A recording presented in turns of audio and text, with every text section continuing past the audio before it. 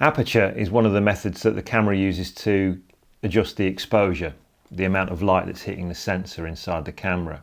And it usually works like this. Inside the lens, you've got a set of very fine overlapping metal blades.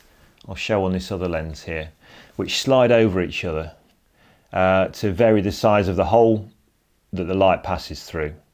So if you're photographing, you've got the camera on automatic and you're photographing somewhere quite dark, then the aperture will open up to let more light in. If you're photographing somewhere very bright and sunny, the aperture will shut down to let less light in. And in this way, you can get the right amount of light, so you get a photograph that's not too bright and not too dark.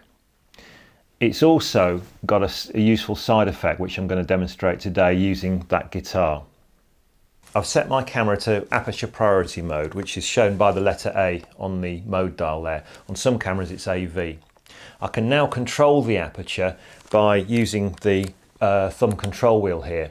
Aperture is measured in f-stops. It's a number with a letter F in front of it, and the smaller the number, the larger the aperture, the larger the hole. That's a bit that tends to confuse some people. So smaller the number, larger the hole. So I'm going to set f2.8. The camera is going to set the shutter speed for me, so that's dealt with automatically. And I'm going to photograph the guitar neck here, focusing on this pick halfway up the neck. And you can see that you get a very shallow depth of focus. It's only the pick that's in focus. Everything beyond that and everything closer to the camera than that is out of focus. I'm now going to take a photograph at a much smaller aperture.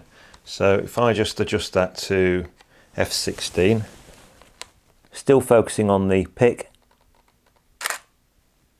take another photograph and we get that. So you should notice that much more of the scene is in sharp focus from front to back. The smaller the aperture is, the more depth of focus you get, the more depth of sharp focus. It's quite a useful creative tool. It gets used a lot, for example, for portraits. If you want to take a sort of head and shoulders photograph of someone, you can have their face sharp and you can have the background blurred out.